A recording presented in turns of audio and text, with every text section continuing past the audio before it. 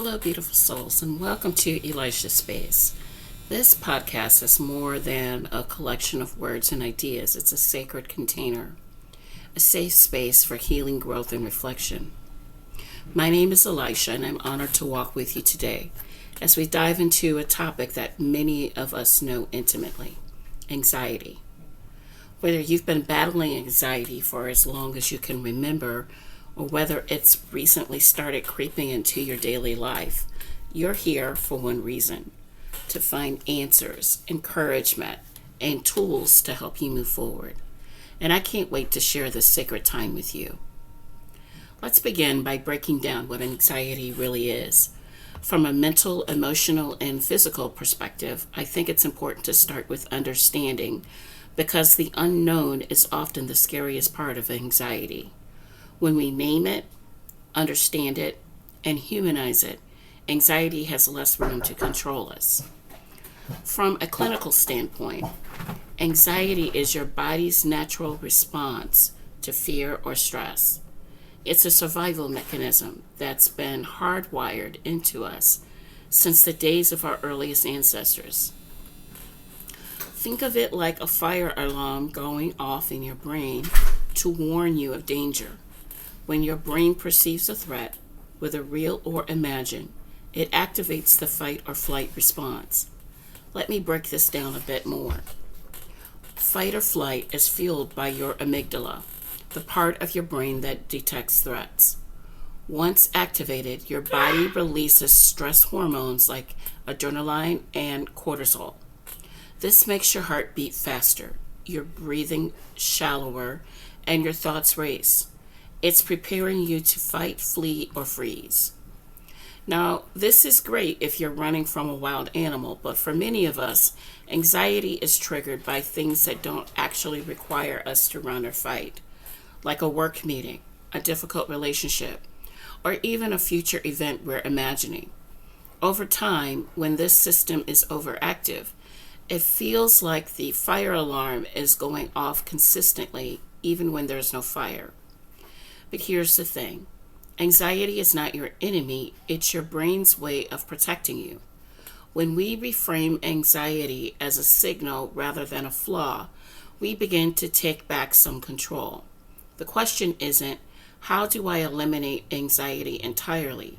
But rather, what is my anxiety trying to tell me? And how can I meet it with tools, compassion, and action?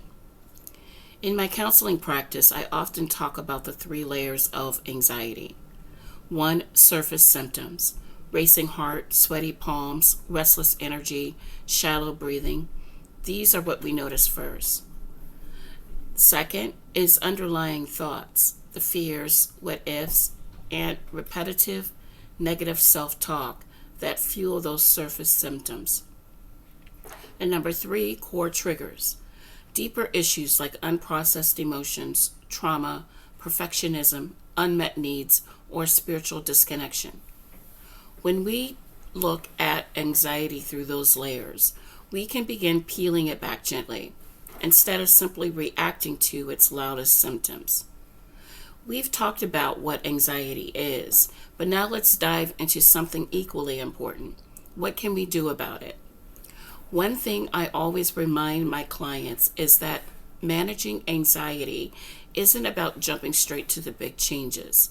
It's about small, sustainable practices, tools to help you feel grounded and in control, moment by moment. One is grounding techniques to stay present. Anxiety often pulls us out of the present moment. It drags us into the past to relive worries or projects, or projects us into the future with fears of the unknown. Grounding techniques are incredibly effective for anchoring ourselves in the here and now. One that works wonders for many is the 5, 4, 3, 2, 1 grounding method.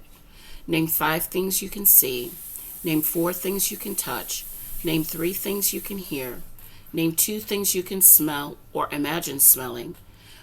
And then name 1 thing you can taste or recall the taste of. This technique engages your senses and gently redirects your mind from the spiral of anxiety back into your present reality. I've had clients tell me It became their go-to in moments when things threatened to spiral out of control. A second thing you can do is deep breathing, which calms your nervous system. Breath work is one of the simplest yet most profound tools we have. Intentional deep breathing actually signals your nervous system that it's safe to relax. Here's a technique called box breathing that is simple yet profound.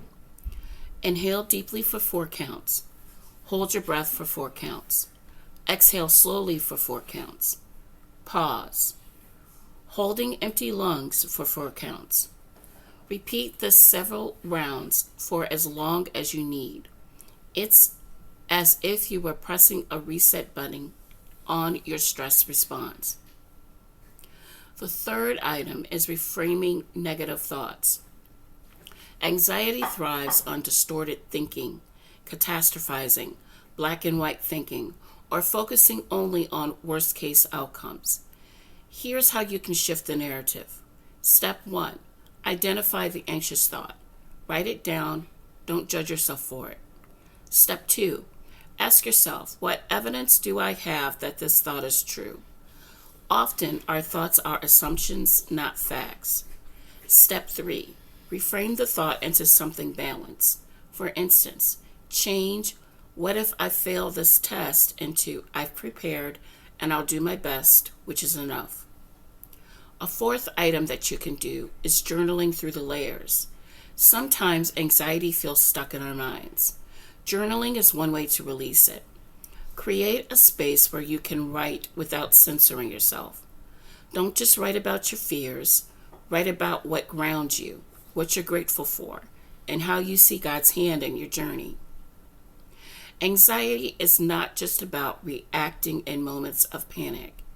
At its core, managing anxiety is about creating a sanctuary, a space to nurture your spirit, calm your mind, and build your resilience.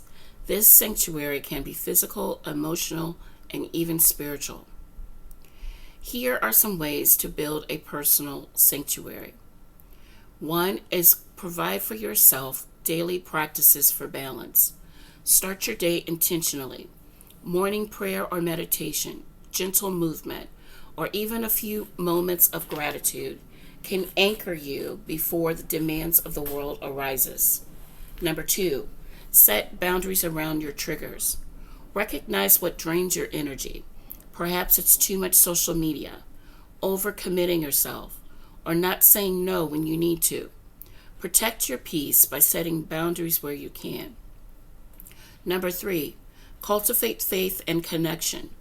This might mean daily devotional time, scripture meditation, journaling prayers, or simply walking outside in nature and letting God's creation remind you of His presence.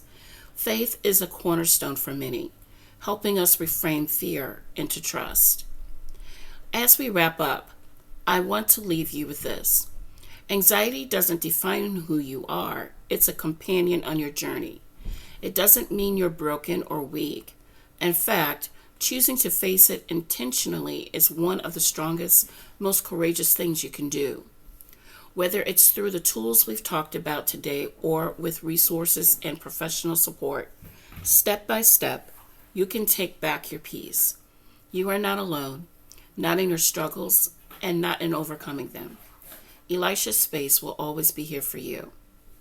If this episode resonated with you, share it with someone who might need encouragement.